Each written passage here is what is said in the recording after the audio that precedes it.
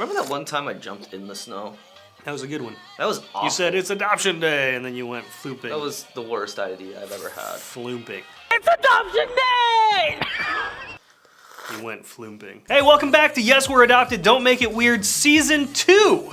Last year, 2017, we made a lot of adoption videos and just put them out there on the internet, and it was fun, and we got a nice little following from that, and it's been really cool to engage with that community. And this last month, it's National Adoption Month. Hooray! And so, like our other video, the 20 things never to say to an adopted person or anyone ever just kind of blew up. Yeah. And you all shared it and watched it and responded to it and told your friends about it. And great. that's super awesome. And honestly, it was very strange for us. And You know how like off-putting it is to wake up in the morning and all of a sudden you have like 90 notifications. and the normal number of notifications you usually have is like Like, you know, 0. 0 to 2. The response has been overwhelming. So thank you for thinking that we're entertaining. Yeah, I don't know what you see in I us. feel like we suckered you pretty good. I mean, you guys, you fell for it. Woo! We did it. We're back. We're committed to regular content. You're gonna see 12 episodes over the next 12 weeks of us talking about adoption-y things. Yeah, it's gonna be good. We're really excited about it. So, today, we're gonna be we've had a couple questions come in that have all surrounded this one topic. And that is, how in the world do you parent an adopted kid, especially from another country? Because we're weird. That's true. We've talked about this. Both sets of our parents were extremely, extremely white. Very white. And we were raised in very white communities. Extremely. I was the only Asian besides my younger brother who was also adopted from Korea. And by the way, is not my blood brother. Oh. Stop asking. Because I Really? knew you were thinking about it. I just always Yeah, assumed. he's... Boo! So we were both raised by extremely white people in extremely white communities. And we had really no interaction with anybody of our culture. And we've talked about, he went to Korean culture camp. Yeah, I did. And that was like the only interaction that he had with them. I did not. I saw a bunch of Asian people and got really confused because they were talking some weird language that I didn't understand, and they were all doing these weird things with chopsticks and other stuff, and I'm like, I don't know what's going on right now. And growing up as a kid in a primarily white community, it was a little awkward, to be quite honest. And so what a lot of people have been asking is, how do you raise these kids from other cultures within your community? There's been a lot of literature that is now available, and a lot of vlogs and a lot of websites and stuff like that, and a lot of, let's say, volatile Facebook communities that are So out there many for you, volatile Facebook communities. WAPOs. Is that what they're called? Wow. White adoptive parents. So for you white adoptive parents, there's a lot of communities on social media, and they're all pretty terrible, honestly. Like, we've seen a lot of them, and they're very judgy. Man, we've gotten kicked out of them. We did get kicked out of a couple. It's great. Which was pretty cool. So there's a lot of stuff, and honestly, I think my mom would have read all that stuff if it had been available for her in the mid '80s. Right. Right. But now there's all sorts of stuff that's available, and there's all sorts of research that's been done about raising adopted kids and all this kind of stuff. Especially, you know, the interethnic sort of pairings and all that. But here's what it comes down to. Are you ready? Are you ready? When it comes to raising adoptive children, here's what you need to bear in mind. Okay. Love them. Oh. That's it.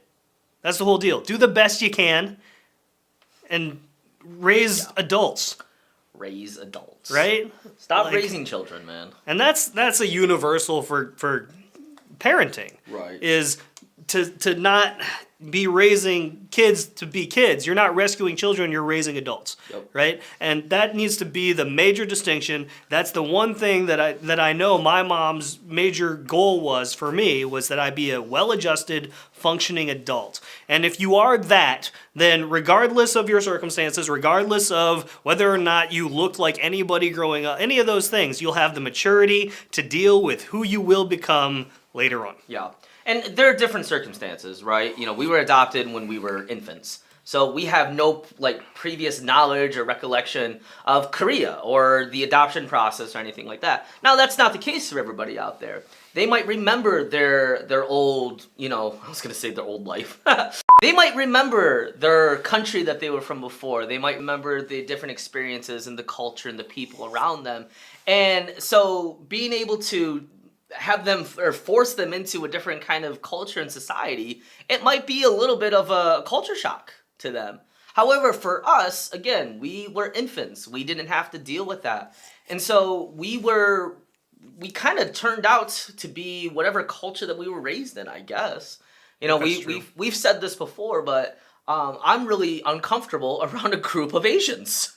I always feel like they're judging me for not being as Asian. I am judging. I know you are, which is why I have this feeling all the time. Yeah. You have put this fear into me. For not being as adopted as I am.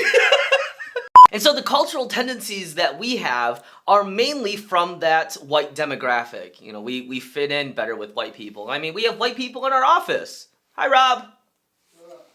He told me to shut up. He's racist. What's wrong with that guy? And so honestly, I don't think you have to worry about whether you're going to introduce them to this culture that they're originally from or not. For some people, and again, if they have memories and stuff, it might be a little bit different. But if they were infants when they were adopted, that culture means nothing to me. To be quite honest, like, it's fascinating now that I'm older and I understand it, and the history behind it. But as a kid, that meant absolutely nothing. The only thing that it did, honestly, is made me feel more like an outsider. And that's one of the reasons why I never wanted to go to Korean culture camp. I was like, okay, I don't know anything about that. I don't know what it means to be Korean. I don't know what it means to have to deal with that. You would have if you'd gone to camp. But I didn't want to know. But you would have known then. I don't know. That's my experience, though. What about you? I think for me it comes down to, if you spend more time worrying about the kids' cultural background and upbringing than about raising them to be an adult that can function on their own, then you need to reprioritize. Right. And I don't think almost any decision you make, I mean, look at the research out there, look at the groups that are out there. Any decision you make will be second guessed by everyone else all the time, always.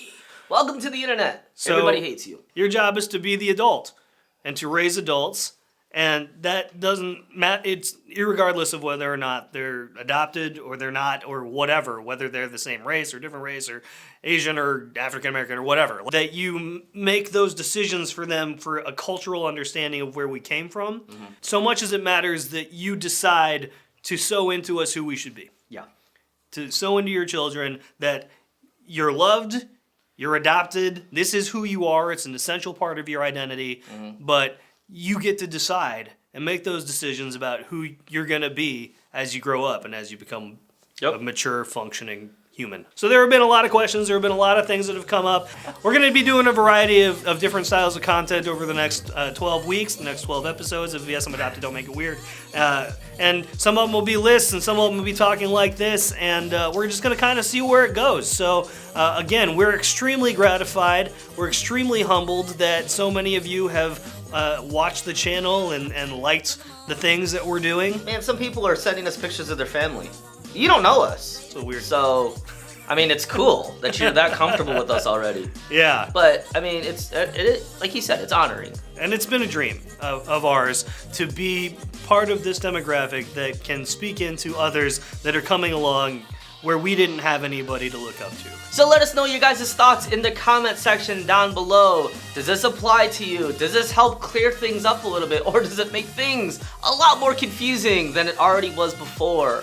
Make sure that you guys hit that like and follow button. That way you can get notifications whenever new content comes up. Check us out on YouTube as well. We're all over the place, guys. We're just gonna put a link in the description so you guys can just follow us. How about that? I'm not gonna sit here for 5 minutes doing that. That sounds awful. I'm just gonna go away. Just a link? I'm doing the outro? Multiple links. Wasn't that the outro you just did? That was the outro. That was the whole thing? Yeah. See you next week. That was dumb.